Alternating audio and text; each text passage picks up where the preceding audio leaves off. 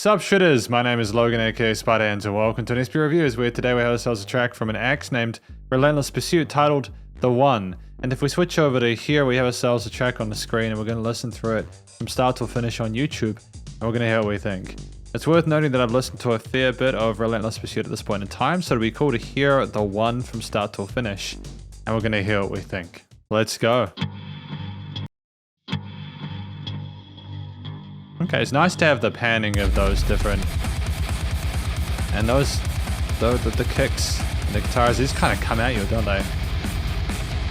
It's very heavy off the bat.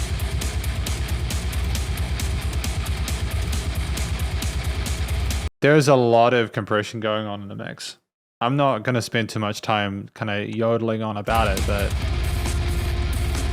it sounds like we're definitely kind of thrashing ourselves against that limiter at this point.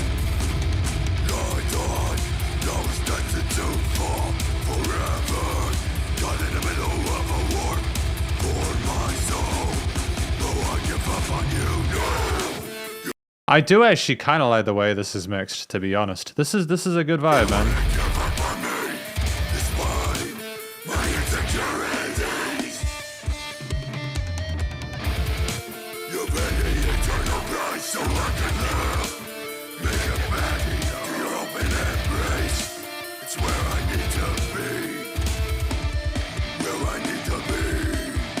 Where I need to be. It's interesting. I like the lead guitar going from the sides because it's a point of interest and you're kind of sucked into wherever that's going to go. And, you know, you've got the really heavy, down-tuned, distorted guitars there with the double kick on the drums. And the growl vocals have a nice presence over the mix. And it's nice to have a lyric video as well so you can clearly understand what's going on.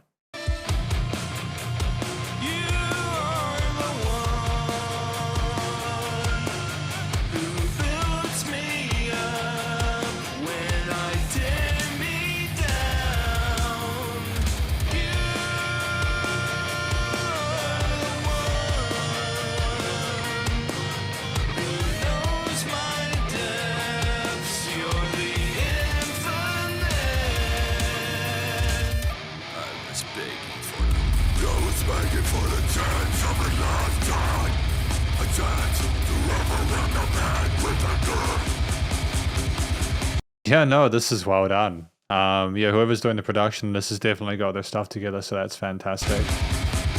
I like the way the growls are panned on the sides. I even like the way the sub drops are kind of hitting in there. They're nice and strong and firm sounding. I wasn't initially sure about it because of the way that like everything was sort of in the center field. I think the distorted guitars are just a little bit more subtle than maybe they have been in the past. The plain vocals on the side there are pretty sounding. I know we have like a major resolution later on this hook line, but just the extreme panning is kind of quirky, you know. I kind of dig it. You know, it's something I don't typically expect.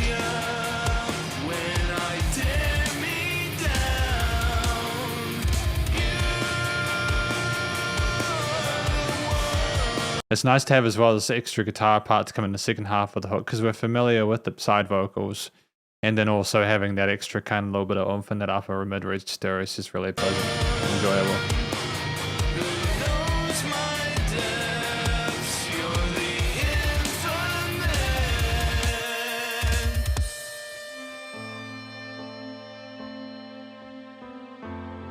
And having the piano and just the synth strings come here, you're my infinite after that message, it's almost like it's kind of progressive sounding, you know?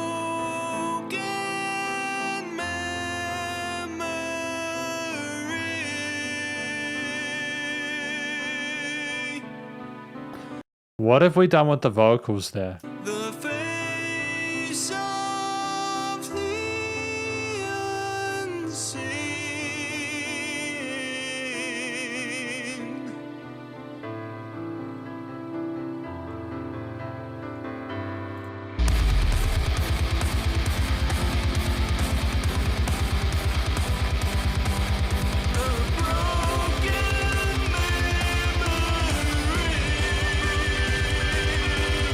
The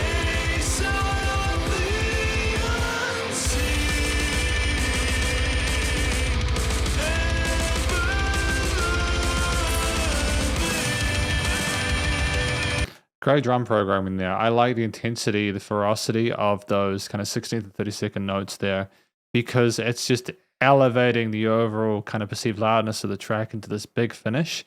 We have time for an extra chorus, right? I presume that's what's going to happen here.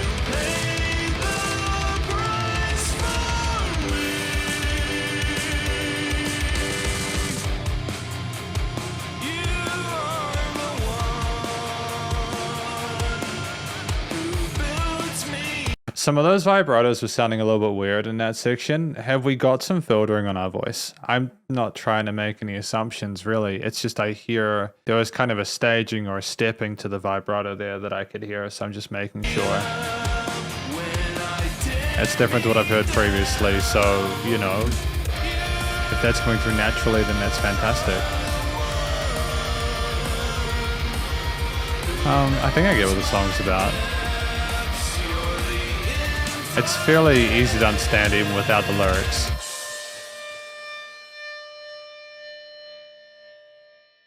Okay, I think we get it. Really pretty video, by the way. I did like the space aesthetic and everything like that. It was a really nice treat. Because this is the conclusion of my review of The One, which is a track by Relentless Pursuit. What do I think this track is about? I think it's about someone showing gratitude and sort of thanking the person who was there to kind of help bring him up when he fell. It was kind of like a tale of redemption, the person who offered him that redemption in the first place. I think it was basically that. There was more context and nuance in this, but that was the crux of it. And I think that it's a story that a lot of people will be able to relate to listening to this, having people in their lives who kind of like unabashedly or unconditionally kind of like helped carry them out of their shit. Let me know if there's more to it than that. It's great to have the clean vocals sounding nice and tuneful there. I'm still in two minds about like the kind of filtering ahead in the vocals, especially in an interlude part, but I honestly didn't necessarily mind the tone of it. It was great to hit those notes cleanly, especially in that head voice. The growls as well, like whether it's the shrieks or like the low stuff going on with the double tracking, was nice and firm in the mix and well notched, and there was clear understanding of the correct techniques used for those kind of harder vocal fryish parts. And I also think that the head voice as well, just the clean vocals are starting to sort of define themselves a little bit better now. We're getting more comfortable in Hedge's voice. There's less of the neck stuff going on there. We're using our whole body to kind of get behind those vocal lines, so that's great. You know, it's awesome. And it was cool to have like the wide pan vocal takes as well on the sides there as a kind of like a, oh, this is unexpected, or kind of like, you know, that kind of thing. It's great to sort of play around and have fun with those things and to really continue to develop as a musician and as a band and as an act, you know. Because there's definitely been growth since I started reviewing stuff from Relentless Pursuit. I'm really happy with that. I think that the track at like 4 minutes 16 was long enough. We got a story, we got interlude section with the piano and string parts or synth parts, as well as the guitars, bass, and drums. We got the verses and choruses in the interlude, and more context to enjoy. We had the big build as well, and that crescendo with the drum fills and stuff near the end as well. There was a lot of variation there, and I think that we fleshed it out and made good use of the real estate. The guitar parts with the heavy distortion, chugging parts, and the power chords or kind of down-tuned, kind of slammed parts in the chorus were great, nice and refreshing. The drums were ferocious and vivacious throughout and charismatic and very busy, especially during the aforementioned like the build, but then the end part of the interlude going into the final chorus there. But like the double kicks and occasional blast beats that we had and stuff like that intermingled really well or interchanged really well with like the 8th and 16th note grooves we had going on in the rest of the elements of the track. It was nice also to have like moments where there weren't drums, like in the interlude with the piano and the strings as well, to just kind of have things be a bit more airy. I'm not sure if there was a bass guitar in this. It sounded very bassy. It might have been, I'm not sure. The strings as well were a nice accompaniment to the piano when that came in later on, and it had a nice ground bed effect for what was going on with the vocals. So I think that everything that's been put into this track makes sense where it is. There were no instruments kind of, oh right, and there was like the lead guitar parts, hang on there. So there's like lead guitar parts that were kind of swirling around at the start and then kind of staying center field for some of the other hook parts, just to kind of simplify things a little bit with the extensions of the other elements in those layers. I think there was careful attention paid to like the layering of different elements in the mix. We didn't sort of, you know, like overwhelm the listener with too many things in too many areas, and the balancing in the pan stereo field and the frequency spectrum was good. All in all, I felt as if, you know, like the theme itself behind it in the chorus was kind of, I was hopeful and like wanting things to improve, but it was also, there was a sense of glory in some of those majorish turns where we were really grateful and appreciative for the person who was pulling us up in the first place.